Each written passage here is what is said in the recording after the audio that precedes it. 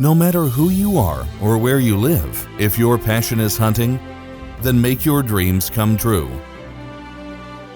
Join us on a great safari and adventure as we traverse 5 continents in search of world's finest hunting trophies.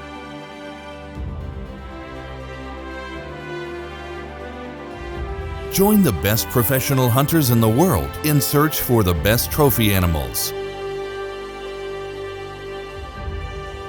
You will experience unforgettable hunting adventures and international cultures that few people on Earth get to know.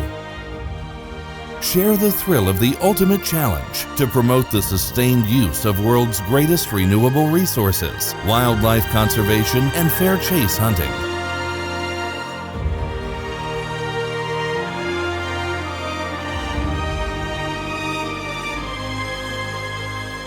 Feel the excitement, share the passion, join the experience of the ultimate adventure that this world has to offer. Let safari season take you there.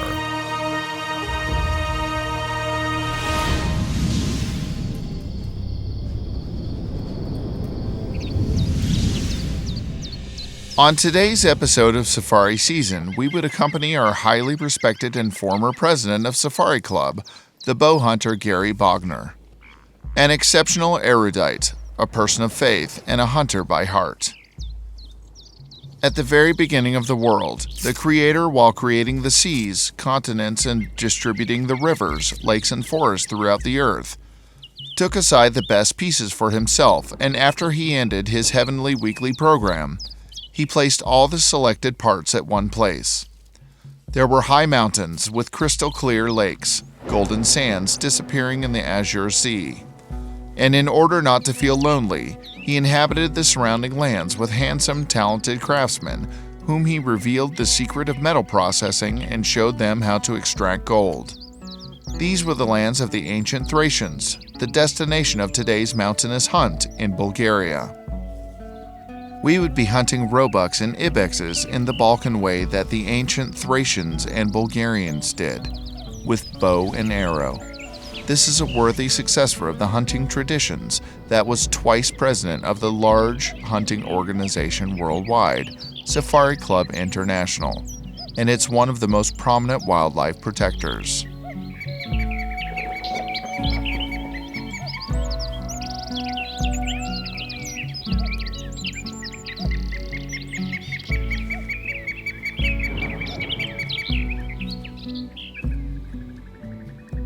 Hunting roebucks with bow and arrows is not an easy thing to do. The secretive animals are exceptionally cautious, and only a few hunters were successful in shooting the trophy down this way. Rain is the hunter's worst companion because it makes animals easily frightened. But in our case, the noise made by raindrops onto the tree leaves could cover up the hunters moving in the forest.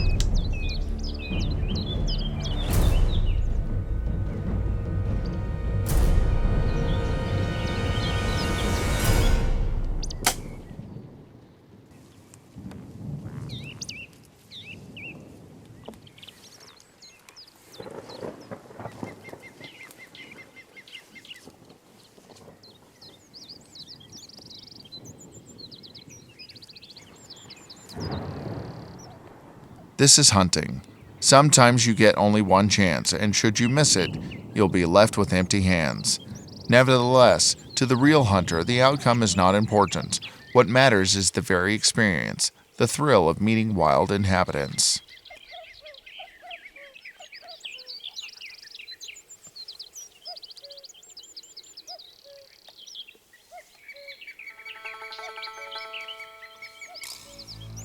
This time, Gary didn't miss his chance. The blood drops prove that undoubtedly.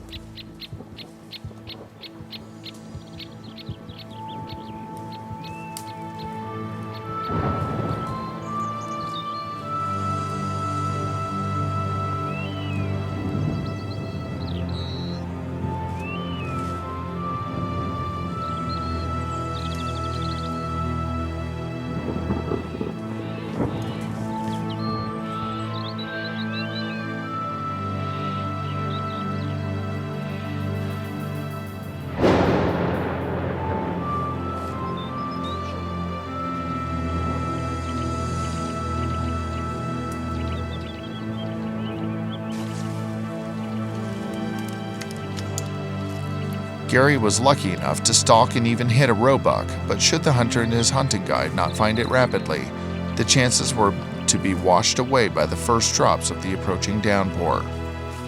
It is not by chance that the saying goes that luck backs up the headstrong and hard-working ones. Probably the wise man who figured out that proverb didn't mean exactly this, but in our case, we didn't have much choice but to bring an end to the tracking, even if that meant going out for a bloodhound.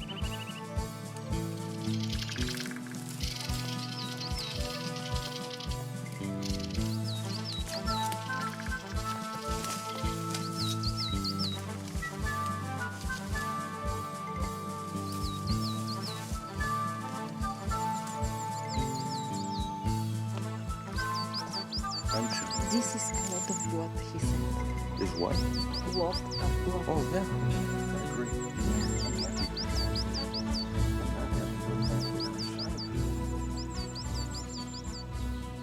Rain and thunder are not the only threat that can endanger people amidst the falling dusk. For more than 5 years, hunting bears in Bulgaria has been forbidden, thanks to the European Union, and during that period the bears' numbers in the otherwise overcrowded wooded massifs of Stara Planina had doubled. The registered attacks by bears to the surrounding villages increased with every passing year, and the overpopulated habitat and the absence of food on several occasions forced the otherwise harmless brown bears to rely on a meat diet and become meat-eating. The region in which Gary was hunting then was quite notorious for the grievous bear attacks.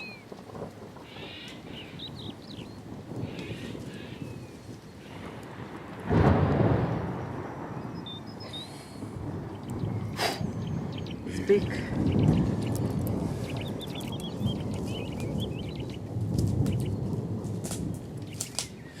We got pretty good blood. I'd say we didn't go more than maybe down that hill. 100 meters, maybe, but pretty thick and pretty steep. And there's a fair amount of blood.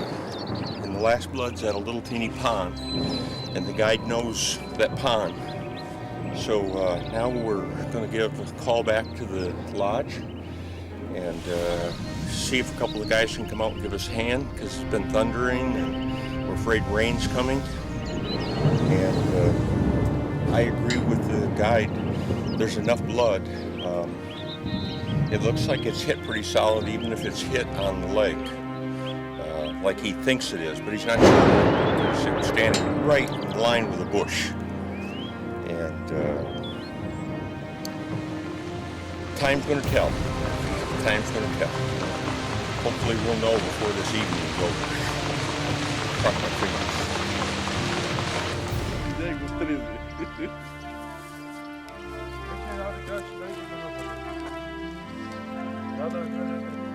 Well, here we are again. You missed a little bit of the episode. We had to leave the forest last night in the dark with the thunder and rain around us, and we could not find one of the guides with the dog. So our master guide said, let's go back to the lodge, but he was not happy. He went and found the young man with the dog and went clear back 50 minutes back up to the mountain and went back to the little pond where we talked last night, and he didn't go maybe 30 meters from where we had stopped. Isn't that incredible? 30 meters more, that's how thick the brush was. And the deer had expired. There it was. And he brought it out in the middle of the night last night, tired and wore out, and didn't come to my room and wake us up. And this morning we were getting dressed and ready to go hunting. They come and told me that we didn't have to go look for the deer, that they had him. And I hope you can see this is probably one of Europe's most sought after deer, is the roe deer. They're so much smaller than all the other deer in the world. There are a few, a hog deer and a deer in, I forget the name, in England, but they are very secretive, and they're very quick, and they're very, very difficult to do with a bow. They don't come to feed. You have to kind of spot and stalk, so you can't use a stand. This is my first one. I've missed a couple of them over the years, and it was about, 56 yards. And the shot was well, and the arrow actually was stuck in the animal, sticking out both sides like this. And that's why we never found the arrow broken off or anything in our tracking. I would say that the whole distance probably wasn't more than 100 meters to what he traveled and where he expired. I'm just so appreciative, and it shows what the pH and the use of a dog 30 meters in that brush, and there he was. I certainly want to thank Sonny and Nikki here for a great experience. I'd like to congratulate him on the nice shot. The Meister. Okay. In order to show you how difficult hunting roebuck is in the thick forest of the Balkan to the bow hunter, let us mention a single fact. That trophy ranked third in the trophy book of Safari Club, and in addition to it, there were several other hunters that were lucky enough to shoot down such a trophy with bow and arrow.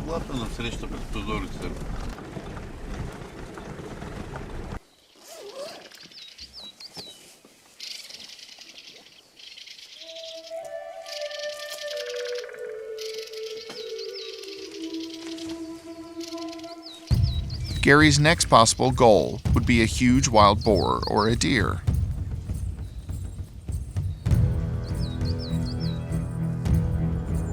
Under cover of the hunting hide's roof, it would have been more convenient to observe the animals during the forthcoming rain.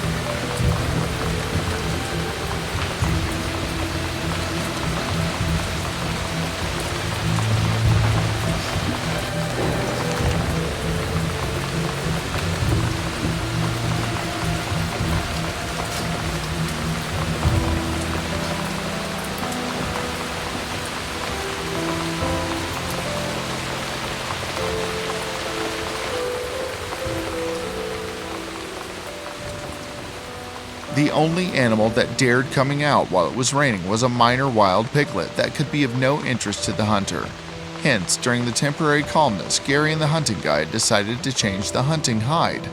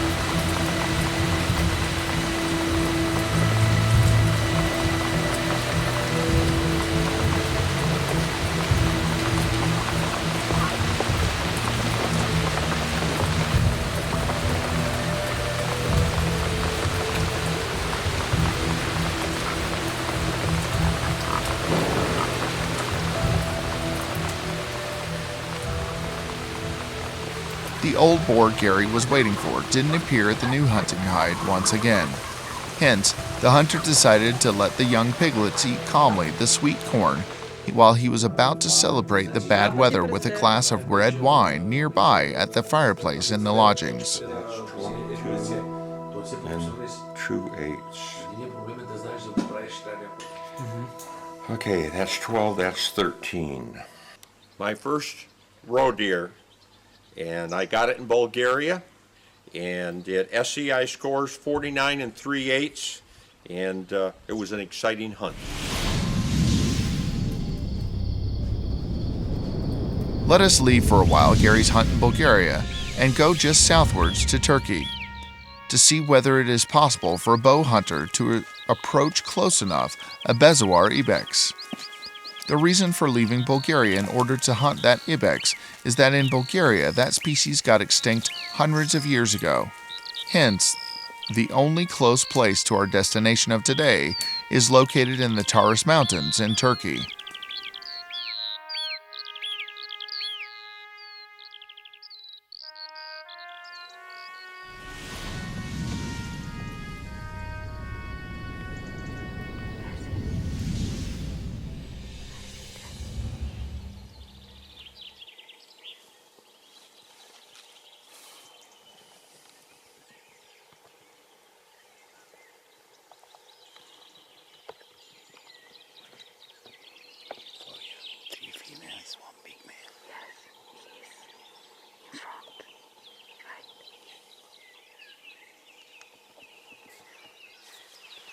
You see them? No, they are all dead. They are all dead.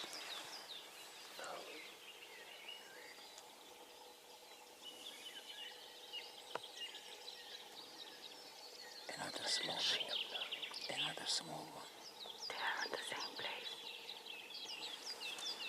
Big animal that's twice as close. I can shoot. No, I know. No, I don't want to go.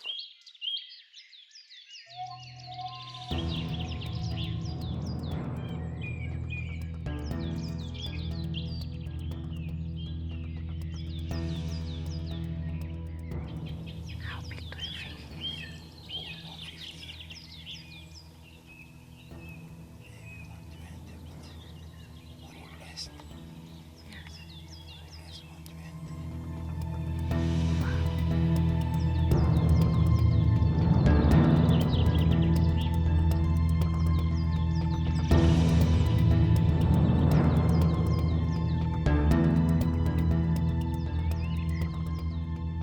Hunting Bezoar Ibexes is almost impossible to the bow hunter because of the terrain features here.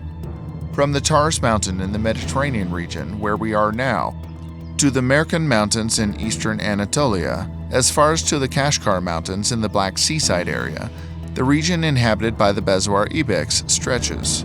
This ibex has the longest horns globally compared to the size of its body. Additionally, it is the most handsome amongst all the ibex species, with a horn length of around 55 inches. That is why Gary was enchanted by the idea to acquire such a trophy, but the task was exceptionally difficult to a bow hunter. The shortest distance at which the ibexes could be stalked is not less than 80 to 120 meters. That is an almost unthinkable distance for producing a bow shot, and only 1 or 2 hunters worldwide could have done it. Hence, Gary and the hunting guide's task was almost beyond their strength. The only chance they stood was if backed by loads of luck for some animal to prove in the right place at the right time. Nevertheless, to this end, it took lots of patience and consistency on behalf of the hunter and his guides.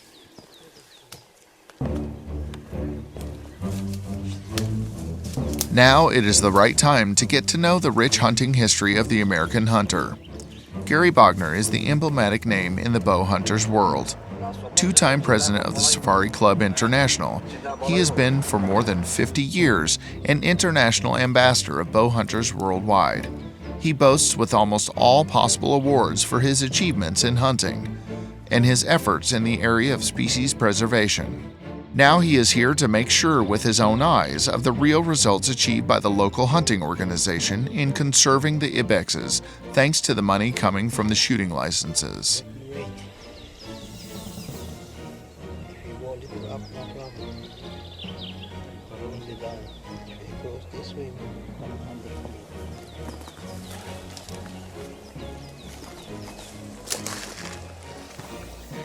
That's not what we call something different.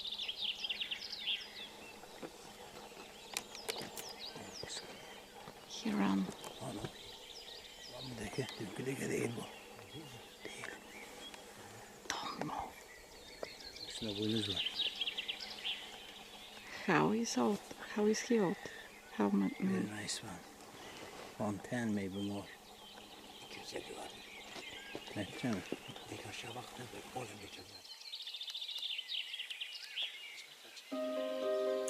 Gary inclusive that the shot would be at the limit of the bow's technical capacities, and even though he was reluctant to confess it, at the limits of human capabilities for a bow hunter.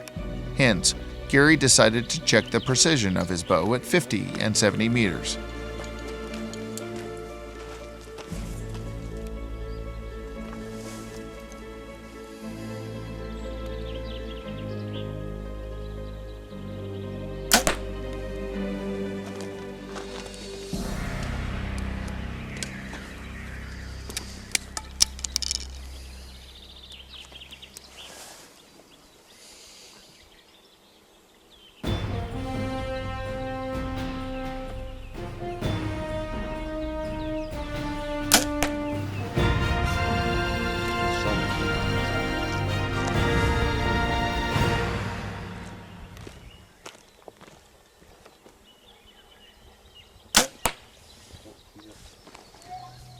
It's okay.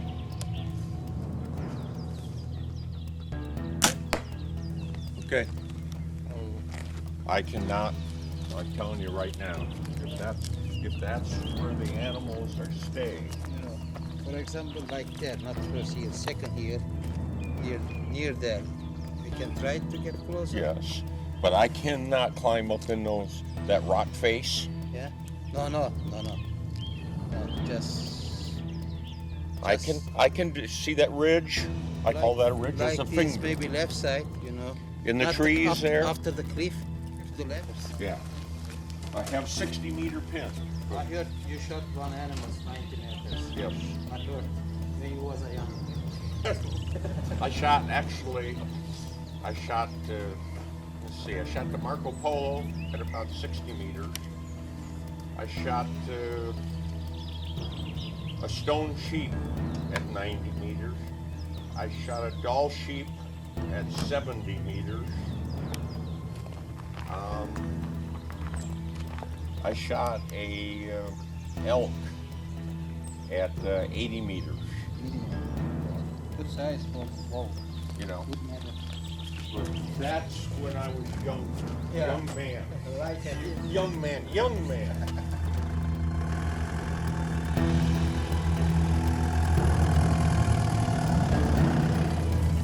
The hard task that was almost beyond Gary's strength was about finding an accessible and convenient bow shooting location for a big adult trophy animal that was already beyond the active procreation age.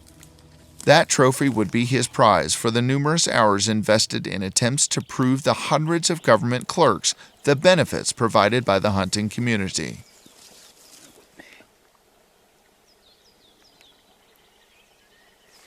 Did you get the male?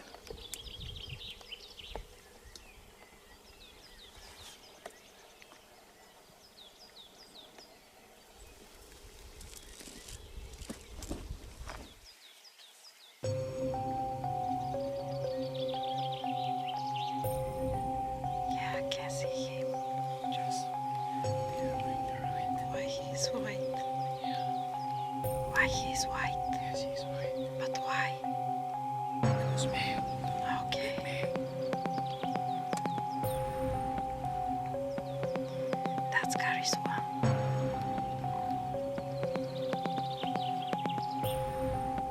He's come out. Oh,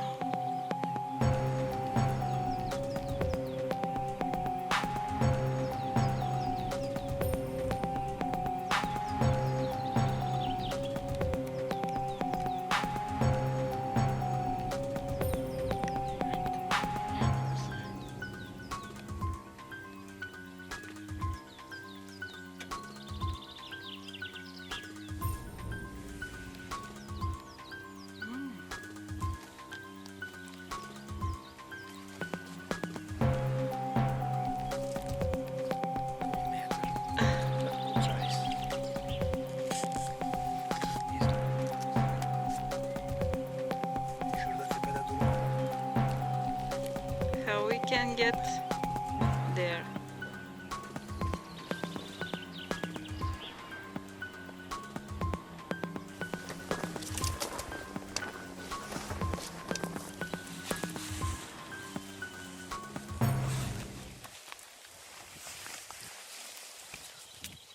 How far is it?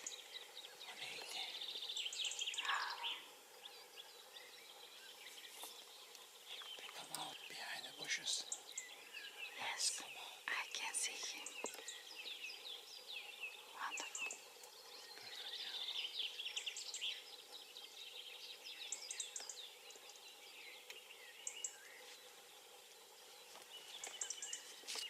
Yes.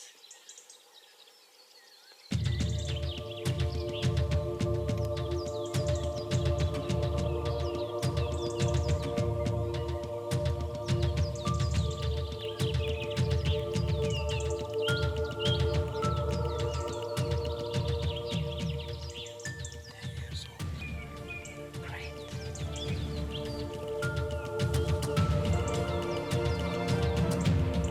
The Ibex was perfect, and it was heading along the pathway of the rocky niche that was going to be at about 50 meters beneath us.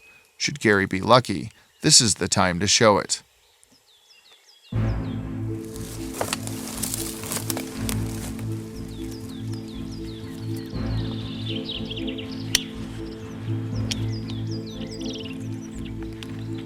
Obviously, luck was not backing him, because some moments after the male headed in our direction, a female jumped out from the same place, and everybody knew where the male Ibex would prefer going.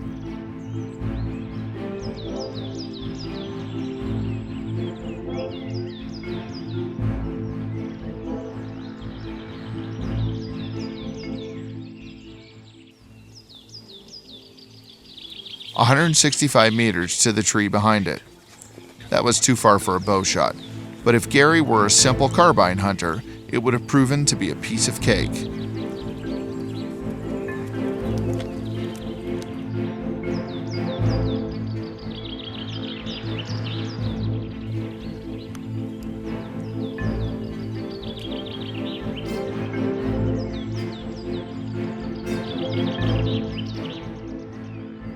To Gary's great dissatisfaction, the handsome Ibex was beyond the bow's reach. Gary was really sorry that he was limited with the bow's range only to half the distance to where the animal was located. Its coloring was stunningly beautiful. During the rut season, male's fur is colored in magnificent black and white pattern, just like the one of the trophy animal at the rocks in front of us. This species is being hunted in 12 different hunting territories from November to March, but here was one of the most convenient places throughout Turkey for a bow hunter. Despite the ibex's move at between 700 and 1,500 meters above sea level, the hunting fields in the southern part of the Taurus are covered with shrubs and pine and fir trees, and forests that have an alpine climate, just like the ones to 2,500 meters in central and eastern Anatolia. Hence, hunting here is much more accessible and is really no worse than of the other regions in some aspects. No matter how close the animals were, the distance to the trophy ibex inevitably remained double the bow's capacities with which Gary was here. Despite the difficulties and the task that was seemingly beyond Gary's strength, yet the hunter didn't want to give up and kept on trying out each opportunity. The chances of some female to start walking onto the rocky terraces and approach us should not be underestimated. With the speed with which ibexes jumped from rock to rock and ran above cliffs and abysses, it would take them not more than 2 minutes to get within Gary's bow range.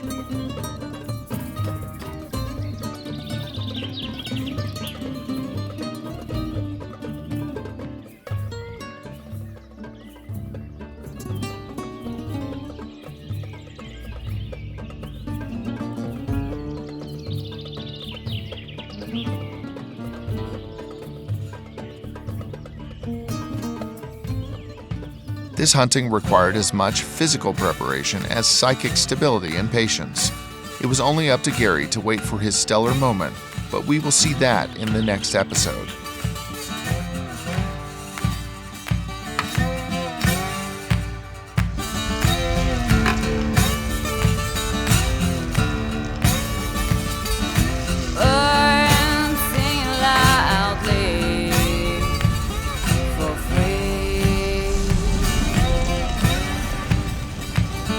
And trees clap their hands mysteriously.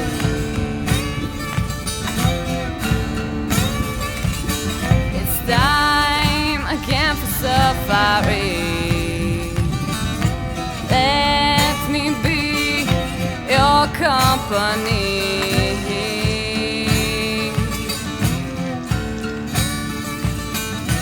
Feel the excitement, feel the danger, share the adventure.